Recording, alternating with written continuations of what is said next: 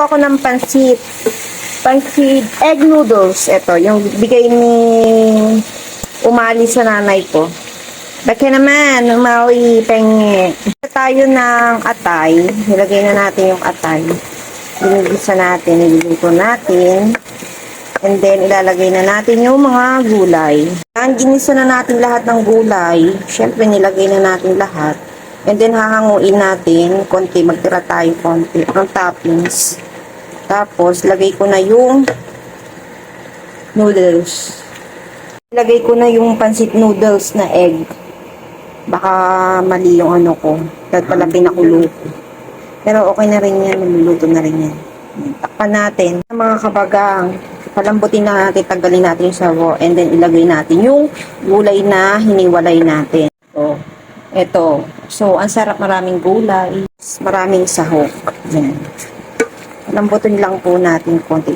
Tanggalin ko lang po yung sabaw. Kasi yung noodles, ano pa siya eh. Lasa pa siyang ano. Right? Kuha lang ako ng maliit. Patikman ko. Kung lasa pang noodles. Matagal pala itong matanggal yung lasa.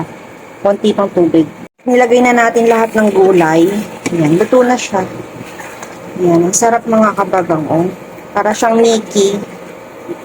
Yan. Thank you, Umali, ha, sa binigay mo. Baka naman, mabigyan din ako. Joke. Thank you so much. Yan.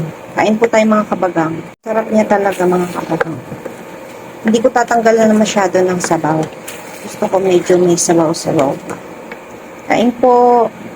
Sarap mga kabagang. Sarap. Parang yung sa bistro. Tay.